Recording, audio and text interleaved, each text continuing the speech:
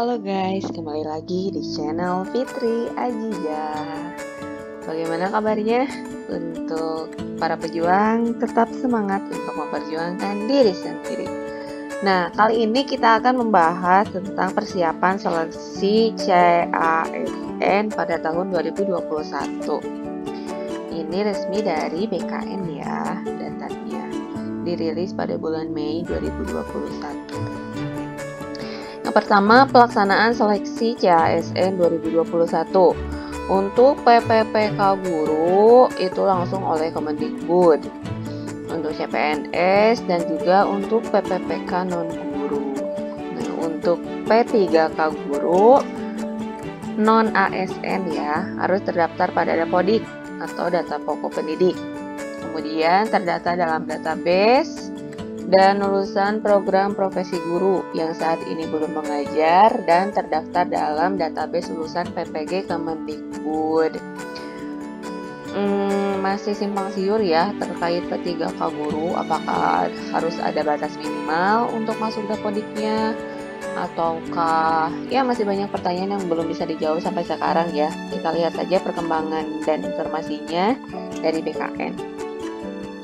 Kemudian untuk CPNS, seleksi calon PNS yang berusia 18 sampai 35 tahun pada saat mendaftar. Nah, untuk formasi khusus yaitu dengan batas usia 40 tahun untuk beberapa jabatan diantaranya dokter, dokter gigi, dokter pendidik klinis, dosen, peneliti, dan juga perekayasa. Nah, untuk P3K non-guru, seleksi P3K yang berusia 20 sampai 1 tahun sebelum batas usia pada jabatan yang dilamar pada saat mendaftar dan sesuai ketentuan peraturan perundang-undangan yang berlaku. Nah, untuk alur sistem seleksi CPNS 2021 ini untuk yang CPNS ya.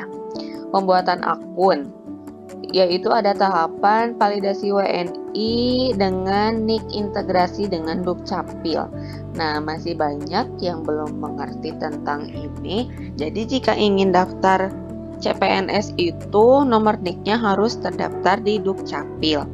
Bagaimana cara mengetahuinya? Kalian bisa cek saja langsung ya ke Dukcapil.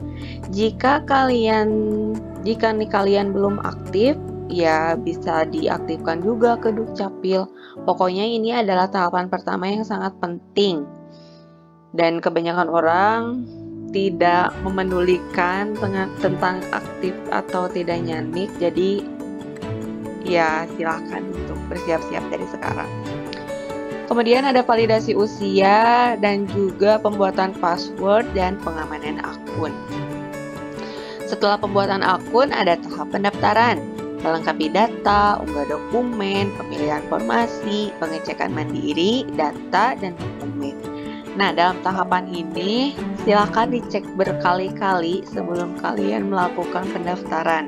Karena ini adalah tahapan pertama yaitu seleksi administrasi. Nah, ada beberapa kendala ataupun ya pengalaman dari orang-orang yang belum lulus pada tahap seleksi administrasi itu kebanyakan ada yang kurang teliti saat mengupload berkas. Kemudian ada yang tidak sesuai dengan ketentuan dan ada berkas yang tertukar, jadi ya tidak lolos seleksi administrasi. Dimohon untuk lebih teliti ya bagi kalian yang akan melakukan pendaftaran CPNS 2021. Kemudian setelah pendaftaran ada tahap verifikasi. Verifikasi dokumen berdasarkan persyaratan yang tadi di atas ya. Kemudian jika lolos verifikasi akan ada pengumuman.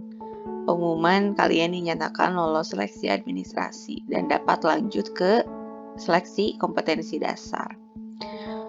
Seleksi kompetensi dasar, kemudian ada pengolahan nilai. Nah, biasanya di seleksi kompetensi dasar atau biasa disingkat SKD itu untuk tahun 2019 ya, CPNS 2019 itu ada 3 jenis tes. Yang pertama itu TWK, kebangsaan, TIU, inteligensi umum, dan TKP, tes pribadi tentang kepribadian. Masing-masing tes itu mempunyai passing grade-nya masing-masing. Nah, jadi kalian harus melewati passing grade itu. Lebih tinggi nilainya, lebih baik. Namun, jika nilai TWK ataupun TIU kalian itu tinggi, namun TKP kalian itu kurang, maka kalian tetap dinyatakan tidak lolos. Jadi, kriteria lolosnya itu harus lolos passing grade, melewati nilai rata-rata atau yang sudah ditentukan, agar bisa maju ke tahap berikutnya. Kemudian ada pengolahan nilai SKD, pengumuman nilai SKD. Nah, setelah pengumuman nilai SKD ada dilanjutkan kepada tes seleksi kompetensi bidang. Ini tesnya sesuai dengan bidang yang kalian pilih masing-masing. Contohnya, jika saya mendaftar sebagai guru SD, pada tahun 2019 masih ada guru SD ya. Jadi soal bidangnya itu tentang keguruan, tentang pedagogik, dan sebagainya. Kemudian ada pengolahan nilai integrasi antara SKD dan SKB. Nah, nilai SKD itu biasanya mempunyai bobot 40% dan nilai SKB itu mempunyai bobot 60%. Jadi, kalian jangan takut atau berkecil hati jika kalian ranking terakhir di SKD dan dapat mengikuti tes SKB. Kalian tidak usah khawatir, pokoknya jangan berkecil hati karena rezeki itu sudah ditentukan ya. Saya pun nilai SKD itu peringkat ketiga dan nilai SKB itu saya menjadi peringkat pertama karena nilai saya lebih besar dari saingan-saingan saya. Kemudian ada optimalisasi formasi, lalu ada pengumuman hasil kelulusan. Nah, jika dirasa kalian dicurangi atau ada kesalahan dari panitia, kalian bisa mengajukan sanggahan. Nah, dalam masa sanggah ini, kalian harus memperlihatkan bukti nyata. Pokoknya bukti yang benar-benar bahwa kesalahan itu memang dari panitia, seperti itu. Tapi kalian jangan mengada-ngada ya. Karena dalam masa sanggah ini tidak banyak peserta yang di ACC untuk lanjut ke tahap berikutnya. Seperti itu. Kemudian ada pengumuman hasil kelulusan akhir dan ada pengolahan nilai integrasi antara SKD dan SKB. Setelah itu ada pengumuman kelulusan instansi dan pengusulan penetapan NIP CPNS. Setelah itu ada penetapan NIP. Kemudian ada alur sistem seleksi PPPK 2021. Untuk seleksi PPPK 2021 non-guru masih sama seperti secara garis besar seperti tahapan CPNS 2021. Tapi untuk PPPK itu tidak ada tes SKD dan SKB, jadi langsung ke ujian seleksi, pengolahan nilai, optimalisasi formasi, pengumuman hasil, masa sanggah, pengumuman hasil kelulusan akhir, kemudian ada pengumuman kelulusan instansi dan pengusulan penetapan nomor induk P3K dan penetapan nomor induk P3K. Nah, ini kita akan bahas tentang alur sistem seleksi P3K Guru 2021. Secara garis besar masih sama dengan pendaftaran CPNS 2021 dan juga PPPK non-guru 2021. Namun ada yang berbeda di P3K Guru 2021. Nah, yaitu pemilihan bagi formasi yang tidak terpenuhi. Jika dalam satu instansi itu ada yang mendaftar, namun orang tersebut tidak lulus seleksi, maka akan ada pengurutan peringkat. Nah, biasanya yang peringkatnya masuk atau ya sesuai ketentuan dapat bisa mengisi formasi yang kosong. Jadi Tetap semangat untuk guru-guru. Perjalanan masih panjang. Nah, untuk alur sistem seleksi P3K Guru 2021, pembuatan akun, pendaftaran, verifikasi, kemudian ada pengumuman untuk seleksi administrasi ya. Setelah itu ada ujian seleksi. Nah, ujian bagi peserta yang match linearitas sekolah negeri dan sertifikasi atau pendidikan yang dimiliki dengan formasi yang dibuka. Jadi jika kalian guru SD dan sertifikat profesi kalian guru SD, maka akan lancar. Ya, penyesuaian seperti itu mungkin ya. Nanti kita akan cari tahu lagi informasinya. Kemudian jika sudah dilaksanakan ujian seleksi 1, akan ada pengolahan nilai yang tidak lolos dan juga lolos passing grade. Kemudian ada pengumuman, kemudian ada masa sanggah. Bagi yang tidak lulus, akan ada pengumuman pasca sanggah dan pemilihan formasi kembali. Kemudian akan diadakan ujian seleksi 2. Tahapannya sama, ujian seleksi 2, pengolahan nilai, tidak lolos atau lolos, pengumuman. Kemudian ada masa sanggah. Nah, bagi yang lulus di ujian seleksi tahap 1, maka langsung akan diajukan pengusulan nomor induk P3K, kemudian langsung penetapan nomor induk P3K. Nah, bagi yang masih mengikuti ujian seleksi tahap 2, akan ada masa sanggah juga. Jika ada yang masih tidak lulus, maka akan ada pemilihan formasi kembali. Kemudian masih tahap ujian seleksi kedua, namun gelombang kedua, kemudian pengolahan nilai, optimalisasi formasi, pengumuman, masa sanggah, kemudian ada pengumuman pasca sanggah. Setelah itu kalian akan mendapatkan nomor induk P3K. Dilanjutkan ya, kalau misalnya dilihat perbandingan dari pendaftaran CPNS 2021, P3K non guru 2021 dan P3K guru. P3K guru itu termasuk tahapannya sangat panjang ya. Tapi memberikan kesempatan berkali-kali bagi yang belum lolos seleksi tahap 1 akan masuk ke seleksi tahap 2 gelombang 1. Jika belum lolos seleksi tahap 2 gelombang 1, maka akan dilanjutkan dengan seleksi tahap 2 gelombang 2. Nah, kemudian untuk web pendaftarannya untuk P3K ada webnya khusus. Nah, ini webnya untuk P3K.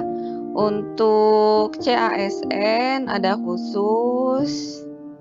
Kemudian untuk Dikdin ya, Pegawai Negeri Sipil melalui pendidikan kedinasan. Nah, mungkin bagi kalian yang mengikuti P3K itu ada di portal yang ini, yang SSP 3K. Nah, untuk yang mengikuti itu hanya dapat memilih salah satu. Jadi kalian tidak bisa mengikuti P3K, tidak bisa mengikuti CPNS, dan tidak bisa mengikuti sekolah kedinasan secara langsung, tapi kalian harus memilih salah satu dari ketiga tersebut. Kemudian data peserta, pengolahan nilai, data peserta seleksi sekolah kedinasan. Untuk UNBK seleksi P3K guru menggunakan sistem Kemendikbud. Ya, jadi untuk yang guru ya, P3K-nya itu memang langsung Kemendikbud yang turun tangan. Kemudian nanti ada dokumen hasil pengolahan nilainya. Insya Allah mudah-mudahan tidak akan ada kecurangan apapun, karena sejak CPNS 2019 pun tes yang dilaksanakan itu secara transparan ya. Saya pribadi tidak mengeluarkan uang sepeser pun untuk calo-calo ya. Karena hasilnya memang benar-benar transparan, tidak ada kesempatan untuk melakukan kecurangan, tapi mungkin masih ada di beberapa daerah yang melakukan kecurangan. Biasanya kecurangan itu dapat diselipkan pada saat tes SKB yang tidak hanya menggunakan tes secara online. Kalau misalnya saya waktu CPNS 2019 semuanya itu serba online. Jadi pada saat tes itu akan diupload di YouTube-nya BKN siaran langsung. Nilai yang benar berarti nilainya plus 5, yang salah min 5, dan urutannya itu, peringkatnya itu pasti berubah-ubah sampai batas waktu yang ditentukan.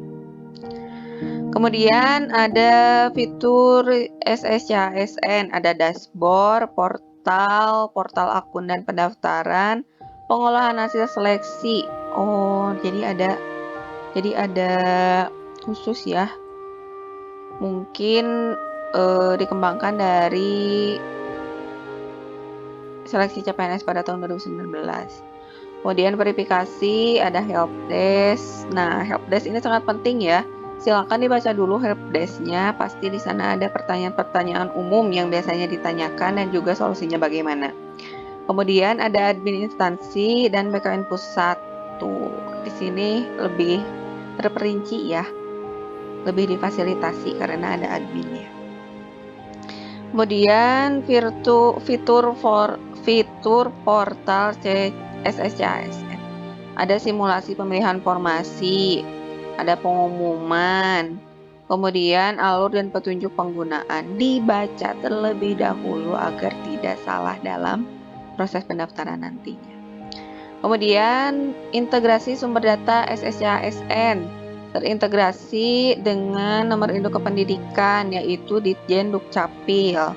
Integrasi data guru non-ASN dan lulusan PPG untuk pendaftaran PPPK Guru 2021. Kemudian integrasi data akreditasi program studi maupun akreditasi universitas dan lembaga pendidikan tinggi langsung ya oleh Kemendikbud. Kemudian untuk Kementerian Kesehatan juga terintegrasi dengan STR, Surat Tanda Registrasi kerjasama antara BKN. Wah, jadi untuk tahun ini sangat dipermudah sekali ya. BKN itu berkolaborasi dengan Dukcapil, Kemendikbud, dan juga Kementerian Kesehatan Republik Indonesia. Nah, untuk tahapan persiapan instansi, nah ini tahapan persiapan yang dilakukan oleh instansi yang membuka lowongan untuk CPNS. Tidak usah terlalu didalami karena kalian bukan instansi yang mengajukannya, tapi peserta-peserta yang mengikuti seleksi untuk masuk instansi tersebut. Tapi kalian juga harus tahu instansi apa yang akan kalian pilih. Kalian ingin masuk kemana? Kalian ingin menjadi pegawai di mana?